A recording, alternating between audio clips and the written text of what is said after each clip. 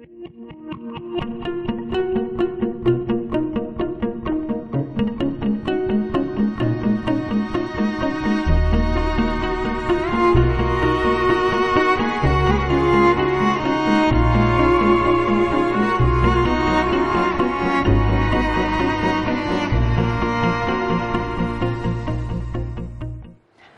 продолжаем показ лекций историка-переводчика итальянских архивов Виктора Сатуряна. Пребывание генуэзцев в Абхазии продолжалось почти 2,5 века, но исторических материалов об этом периоде очень мало. И вот, наконец, мы начинаем узнавать, какой же была Абхазия в XIII-XV века. Всем вам известно, что здесь были с 13 по 15 век, здесь были генуэзские фактории. Значит, несколько факторий было на территории Абхазии, и главный центр этих факторий был город Севастополь, а итальянцы называют Себастополи. В некоторых источниках Севастополи. Но это наш город Сухум был центром.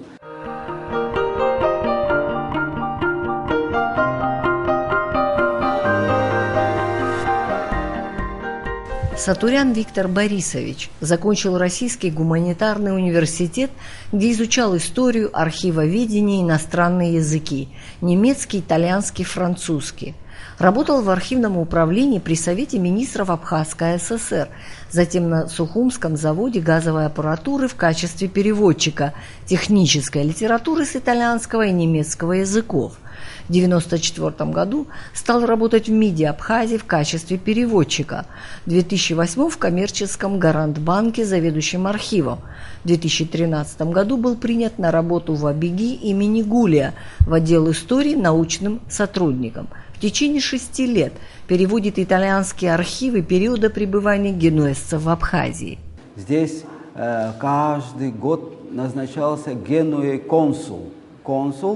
У консула срок был пребывания в должности 1 год, потому что это считалось для итальянцев как бы горячей точкой, и консулы менялись. И вот за это время, почти 2,5 века, сколько здесь сменилось консулов. Интересно, к сожалению, мы не имеем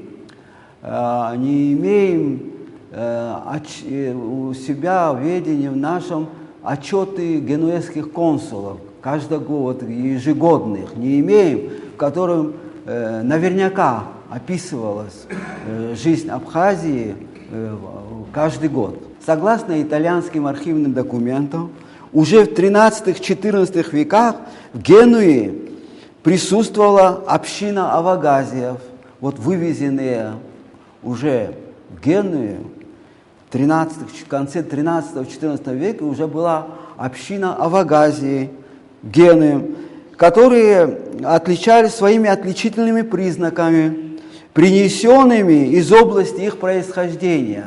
То есть они компактно очень существовали в Генуе и отличались своим характером. Они говорили на своем языке, это пишут итальянцы, который был очень богат фонемами.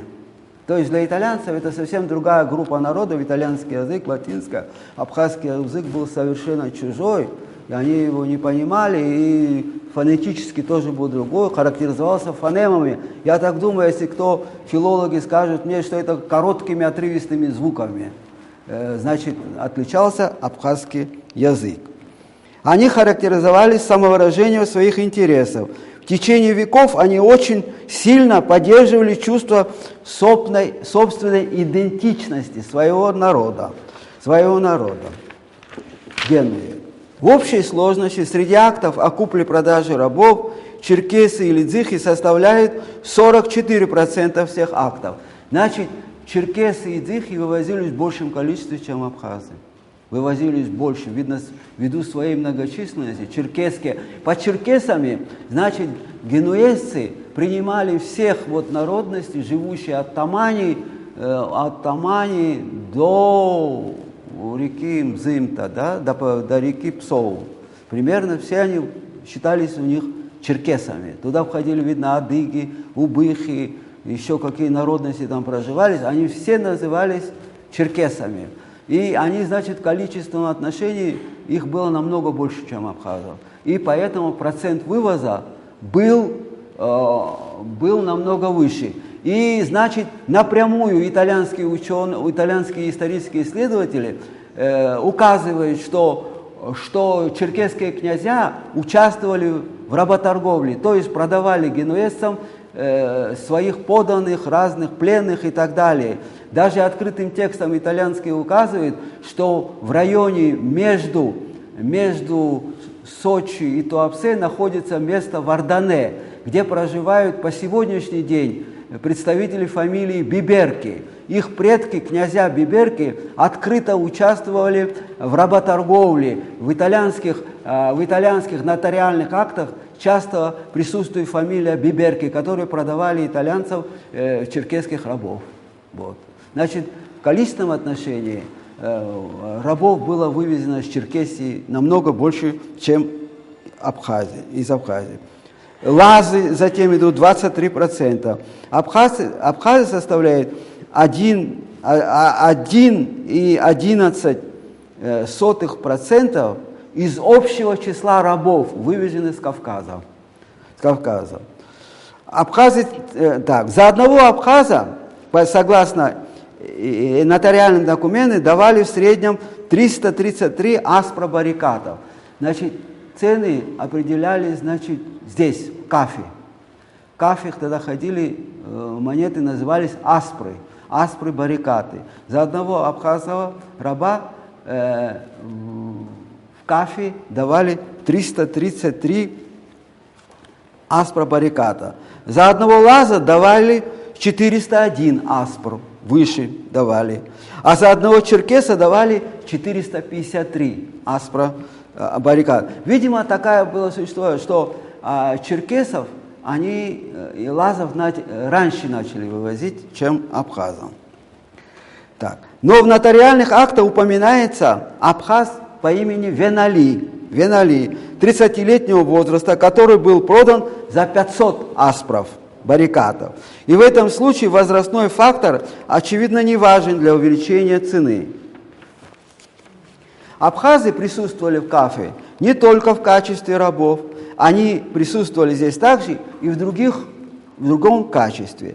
Вот, например, один был случай такой. 27 апреля 1290 года армяне Пера Богза Десева, Иван Мелик, Прик Аварьян и греки Теодора и Коста заявили при посредстве нотариуса Вивальди Лаваджо, капитана галеры, об одной финансовой сделке. В роли переводчика был житель города Савоны, итальянский Джанино. Среди свидетелей на стороне восточных людей был некий Ларкакси, человек, Абази, то есть абхаз. Абхазец присутствовал не в качестве раба, а в качестве свидетеля финансовой сделки. То есть он был жителем Кафы. Этим было, у него было два имени. Абази и Черкасов. Часто в первое время генуэзцы путали абхазцев и черкесов. Этим было продемонстрировано еще и четкое деление между разными этносами Кавказа. Так, за исключением того, что название народа было взято в качестве персонального имени для людей другой народности. Они могли назвать раба Тартарино, Авогазио, женщин часто называли Авогазия, одного раба звали Авазг. Они исходили от слова Авогазия. Этим занимался, например, французский исследователь Мишель Балар и румынский исследователь Братьяно. Аналогичным образом произошла продажа дзыхской рабыни по имени Черкаса, 5-летнего или 6-летнего возраста. 7 октября 1281 года она была продана в Пере. Пере – это Константинополь. Сеньором Франческо Мультето, сеньору Джованни де Карибо из Фосателло. На основании этого эпизода можно предположить, что абхазы, находившиеся в Кафе в 1290 году, были уроженцами города Себастополя, потому что они в Кафу могли попасть только из Себастополя на генуэзских кораблях. Тем не менее, в Кафе в это время был дом рабов, в котором должностные лица из Сан-Антонио выполняли всевозможные работы, связанные с транспортировкой рабов, прибывшие из генуэзской фактории, Таны и других восточных районов, включительно и Абхазии. Эти рабы перевозились на генуэзских кораблях, а также и на кораблях других стран. В этом доме рабов взималась плата за посредничество за рабов.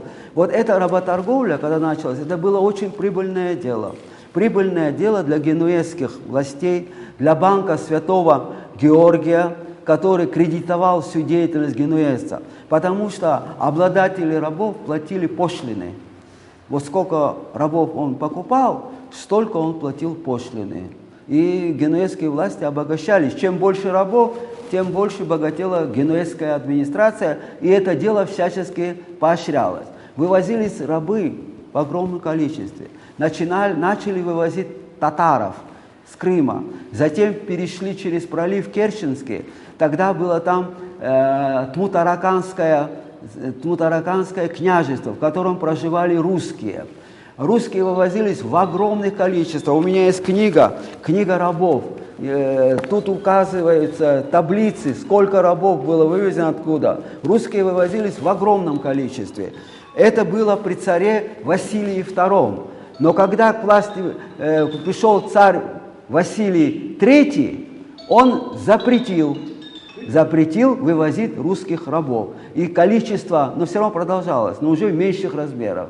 А то генуэзцы просто отлавливали русских на Таманском полуострове, грузили корабли и отправляли, полные корабли отправляли. Весь Апеннинский полуостров был в рабах. Центром работорговли была ранее Венеция, Генуя, Пиза, вот где находится Пизанская башня. Было княжество Амальфи около Неаполя. Это были центры работорговли. Промежуточно была работорговский центр на острове Крит, Кандия. Значит, на островах Хиос, Лесбос, греческих островах были пункты. Корабли швартовались там, пополнялись еще рабами с восточного Средиземноморья, и полные корабли шли в Геную. Рабство процветало, носило просто страшный характер. Это отмечается даже в истории, как один из позорных периодов истории человечества, когда работорговля до открытия Америки в восточном Средиземноморье и Черноморье приняла гигантские размеры. Доходило до того, что мэры городов Генуи и Венеции боялись от присутствия такого количества рабов у них в этих городах. И они боялись восстания рабов, потому что история знает восстание рабов Спартака и так далее. Плата за посредничество взималась с торговцев рабами, которые помещали своих рабов в помещение коммуны, прежде чем продать их или вывести из Кафы. Генуэзцы всегда жили коммунами. И до сих пор в Италии живут коммунами. Это общины. Это пишет французский исследователь Мишель Баллар, генуэзцы из Амория. Значит, в этих документах упоминается о том, что в Перри в 1281 году была продана за 28 перперов супругами Райнеро Дореццо и Джованна, банкиру Джованни Спаньоло из Кремона, абхазская рабыня, имя которой было Авогаксия. Уже не Авогазия, а Авогаксия, что просто отражало ее принадлежность к этнической, вот она абхазка была, значит ее называли то ли Авогазия, то ли Авогаксия, вот так называли. Вот это появление кавказских рабов в Геную носило поворотный момент. До этого итальянцы занимались работорговлей, но рабы все были с Магриба, Северной Африки в основном. Все они были темнокожие. А тут в Генуе появились белокожие рабы. Рабы и рабыни белокожие. И значит, что получалось? Белокожих рабов, рабынь в частности, генуэзские патриции и дожи, и всяческий зажиточный люд охотно брал к себе домой в качестве воспитательницы детей.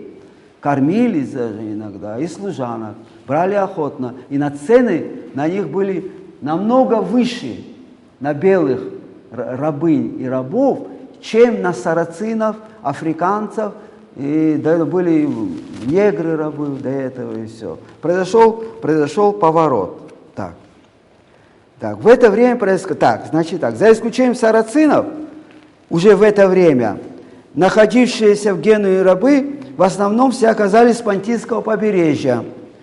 Русские, дзихи, абхазы, черкесы. Создалось впечатление, что в рамках исчисления рабов, принадлежащих генуэзцам Пери, наиболее многочисленные были кавказцы. Русские, болгары. Абхазы же вместе с другими кавказцами были включены в общее число вместе с другими народностями из этой же самой области. В то время как нам стало известно, что Кафа была крупным центром работорговли, мы не знаем в точности, какое количество достиг контингент рабов Пера. Пера – это пригород Стамбула, Константинополя. Однако из архивных документальных материалов явствует, что в 1374 году сеньоры Катанео Пинелло и Джованни Спинола купили в Генуе определенное количество рабов, неся в казначейство генуэзской коммуны 2500 лир, что по тем временам была большой суммой, которые были эквивалентны 2000 фьоринам. Фьорины были, значит, самая высокая валюта. В Генуе была фьорина, самая высокая банкнота. Этот факт свидетельствует о том, что в Пере на тот момент было сосредоточено около 4000 рабов. Пера, предмет, она была как этап для вывоза рабов дальше. Следовательно, если мы предположим, что в Генуе в начале 15 века количество рабов не превышало цифры 2000 человек, даже если возьмем завышенную цифру, то все равно остается реальный тот факт, что Пера, как и Кафа, являлись в средние века крупными центрами этой злочастной торговли человеческим товаром.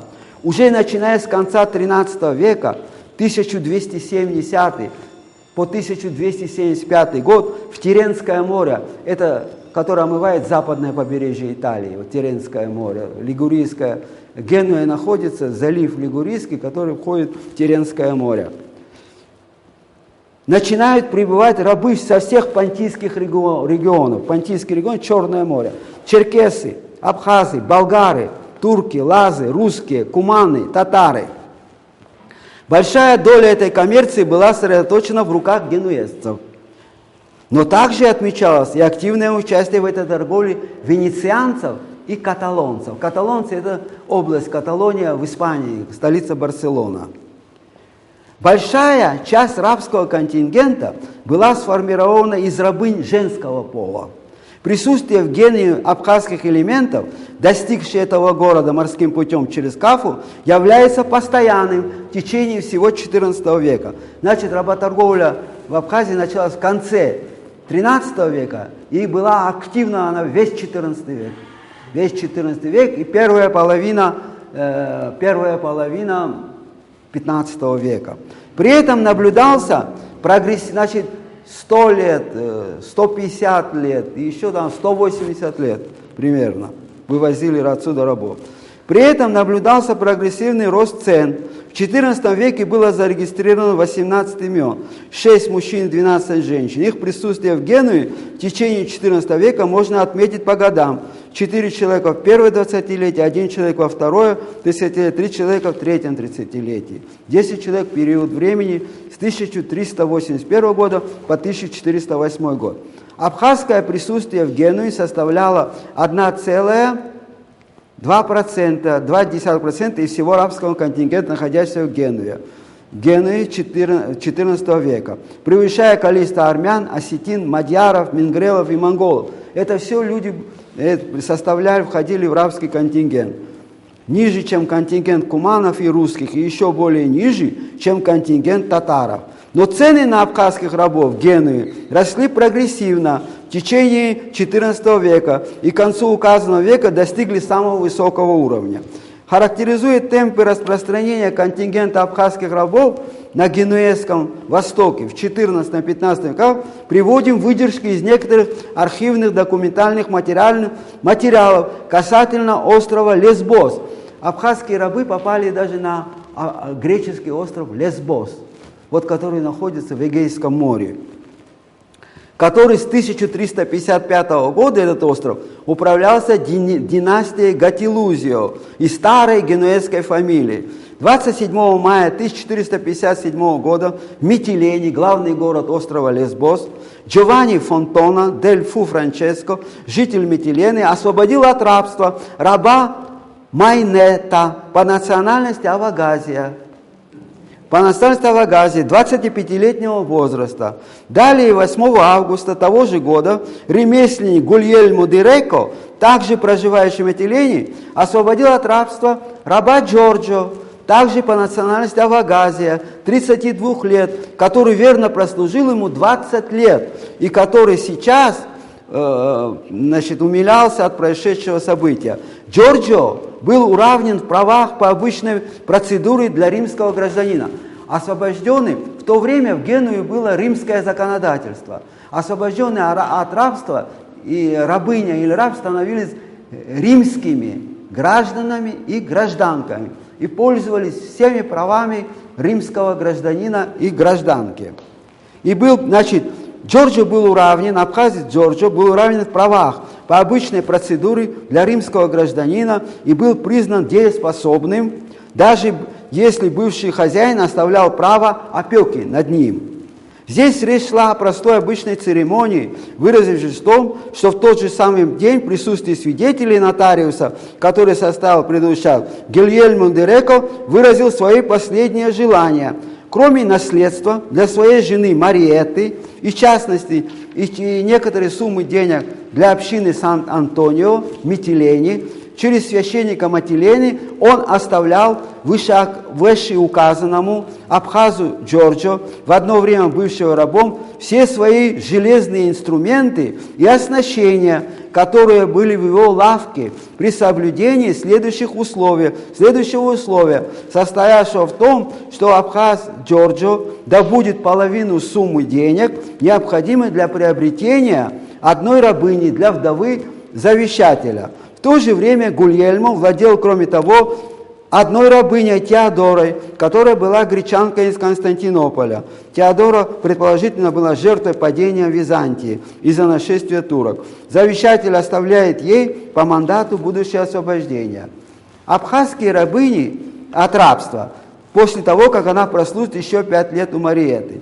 Однако, желанием приобретения второй рабыни, умирающий, очевидно, хотел компенсировать жене потерю денег, происшедшей в результате эмансипации Джорджо, который должен был обучиться у хозяина ремеслу изготовителя оружия. Вот он оставил абхазу Джорджо мастерскую, где изготовлялась, оружейную мастерскую оставил ему в наследство. Об этом пишет итальянский исследователь Рокко Тальято в своей работе «Генуэзские нотариусы в Заморье». Об этом это возникает из документов. Абхазские рабыни находятся также на острове Хиос. Вот это тоже крупный остров в Эгейском море. Хиос в 15 веке во время правления Маона, со всей вероятностью прибывший через Кафу с Кавказской страны на Черном море. Отсюда рабы и рабыни отправлялись в Кафу, а там по усмотрению, куда их отправляли. Одних отправляли в Геную, а других отправляли на острова, греческие острова. Хиос, Лесбос. В то время там островами правили генуэзцы. Итальянцы правили этими островами. Попала с Кавказской страны на Черном море. Мы имеем веское доказательство их присутствия на острове в Эгейском море, благодаря документу от 14 февраля 1454 года. Вот этот документ явно показывает, что абхазы присутствовали на этом острове. На основании составленного нотариального акта на Хиосском базаре в лавке обувщика Амброджио де Кастильоне банкир Томазо Спиноло дель Фу Гаспаре освободил от рабства рабыню абхазскую Анасту.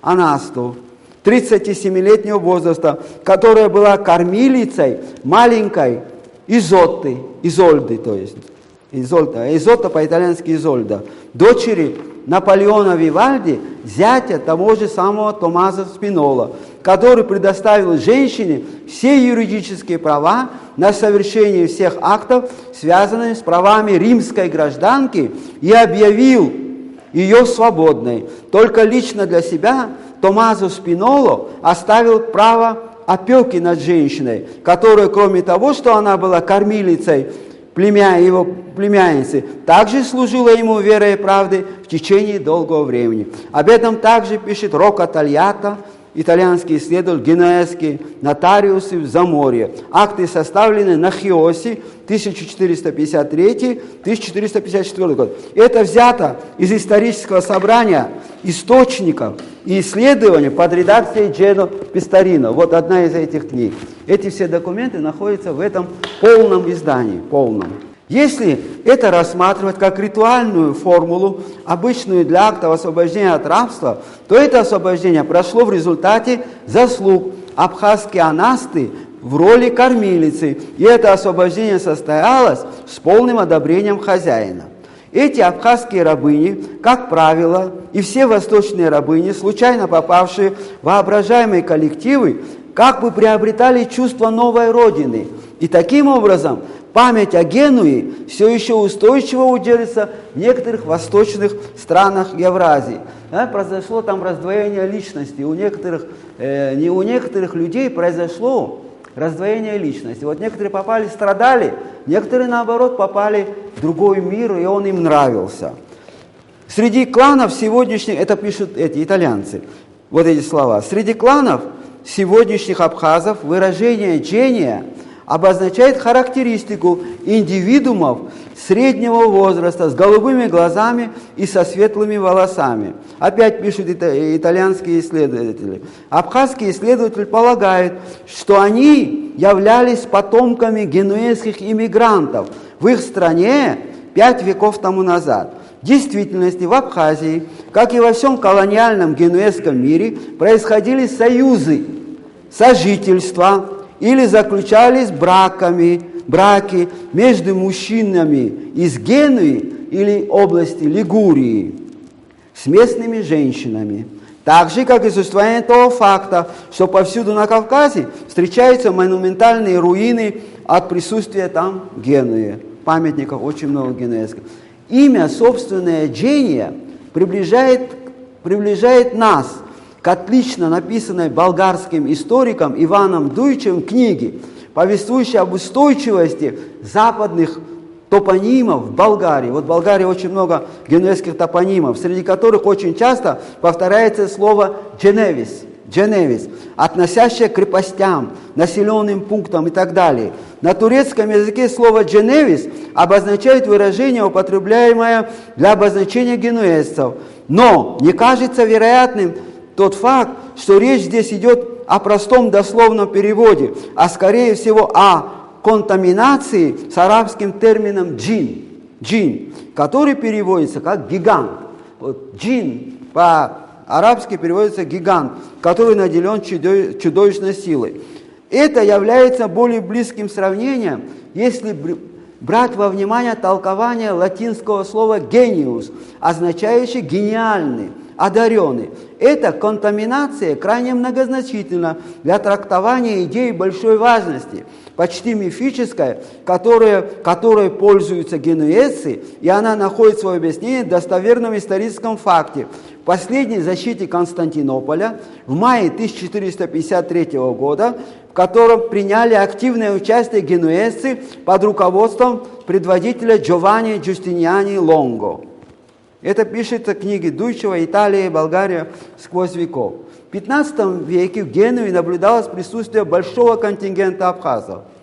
Из исследований итальянского ученого Доменико Джофре, вот это его книга, вот он, Доменико Джофре, который посвятил очень много страниц истории рабства, явствует, что за период времени с 1400 года по 1499 было составлено 165 нотариальных актов, контрактов касательно абхазов, проживающих в Генуе. В своем большинстве эти нотариальные документы являются актами купли-продажи этих индивидуумов в качестве рабов. В подавляющем большинстве речь идет об абхазских рабынях или о контрактах о сдаче в найм, о контрактах по страхованию против рисков, связанных с рождением ребенка, а также об актах об освобождении от рабства. Тут надо еще сделать одну заметку, замечание,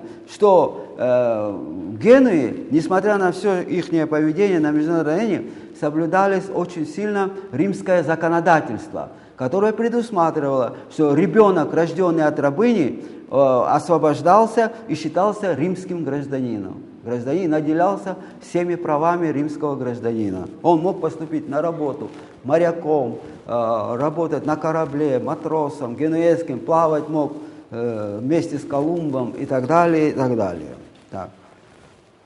И до рождения ребенка отец ребенка установленный должен был оплачивать его существование, будучи даже генуэзцем. Об этом пишет Доменико Джоффре. Распределение, рабы поступили в огромном количестве в Геную, и была даже книга учета рабов в 1458 году. В ней перечисляются районы Генуи. Вот я спрашивал у сеньоры Палекио, она генуэзка, и вот которые даны здесь эти районы, она говорит, это все районы города Генуи. Генуя довольно-таки большой город по площади. И вот перечисляются районы, куда, возможно, попали абхазские рабы. Районы Габета Донато, Пика Пьетро, Фоссателло. В общем, по документам итальянским вполне можно проследить судьбу абхазцев, которые попали в Геную, дальнейшее их. Импортеры, которые привозили на кораблях, оставляли много рабов у себя. Фамилии импортера все указаны, их фамилия в актах указаны. И можно проследить, в какой семье, в какой этой. Я хочу сказать, что соотношение между мужчинами и женщинами было приблизительно 1 к 7. Значит, Генуя потребляла больше женский контингент. Женский контингент. Значит, она не потребляла в таком размере мужчин, рабов, которые посылали на галеры, на гребной флот и так далее. Этого не происходило в городе Генуя. В основном они где-то работали, в морском арсенале работали рабы. И работали на сельскохозяйственных работах, потому что это Лигурия, область сельскохозяйственная, очень там и виноградарство, и оливки, и много, и цитрусы даже растут, и все там растут. И они употребляли в основном на сельскохозяйственном. Беря во внимание того, что в то время генуэзцы были одной из самой мореходной страной в мире, большое количество итальянцев было занято работой в морском арсенале. И работать было некому на сельскохозяйственных территориях. Поэтому они возили какое-то количество рабов-мужчин. Но вот когда отсюда возили большее количество рабов, но из Кафы они направлялись на остров Хиос, Лесбос, а оттуда они направлялись в другом направлении. Видно, направлялись в восточные страны, потому что очень много абхазцев оказалось в Египте и в других странах того региона. Мог ли простой гражданин, моряк, портовый рабочий Генуи приобрести восточную рабыню?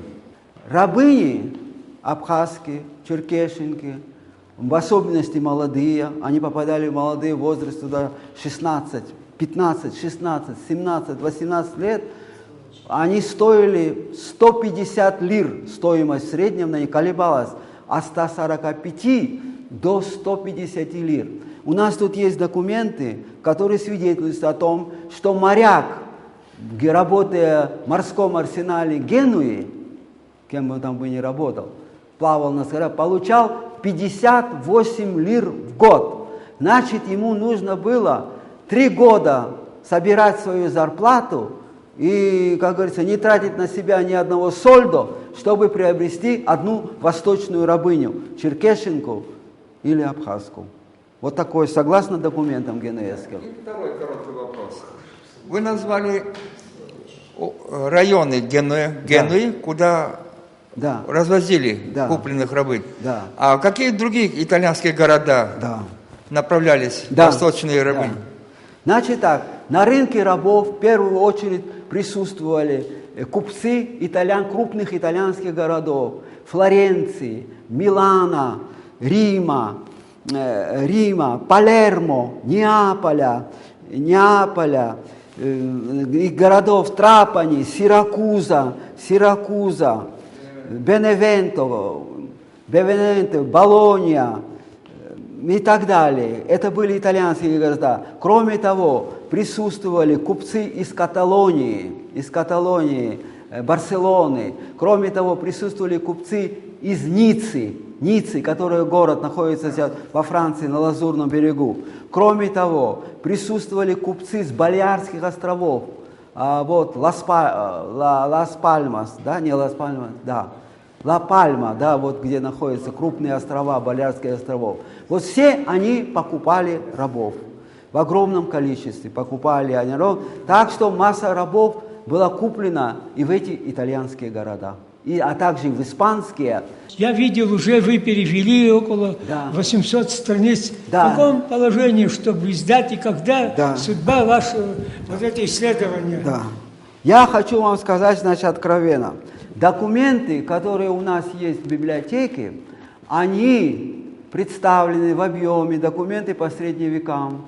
Да, но они, знаете как, они представлены валово, без анализа, понимаете, без анализа, вот, значит, вот анализ был, там отсутствует периодичность, так, вот есть материалы, большинство о работорговле. Но кроме работорговли была еще другая деятельность здесь, генуэзских факторий. Была торговля, было взаимоотношения, были культурные эти отношения. В Сухуми чеканились деньги, сомы. Там, я помню, вы говорили, что то ли Пиццини, профессор, кто-то писал, кто является аборигенами вообще Черноморского бассейна. Вот все эти исследования о генуэзцах Средиземноморья и Черноморья редактировал, управлял вот этим документом. Историческое собрание источников исследования под редакцией профессора Джео Пистарино. Вот он занимался, его как бы хобби, любимая вещь была Черноморье. И он сказал, его слова есть здесь, что мне на Черном море увлекают больше всего две страны – Болгария и Абхазия. Из-за своей самобытности, Болгария и Абхазия, да. Болгария ему тоже очень нравится, что там какой-то синтез национальности, синтез там, протоболгары, все это, и Абхазия в силу своей вот исключительности. Все тайное когда-то становится явным, нужно только время. Мы продолжим лекции, посвященные периоду пребывания генуэзцев в Абхазии. До свидания.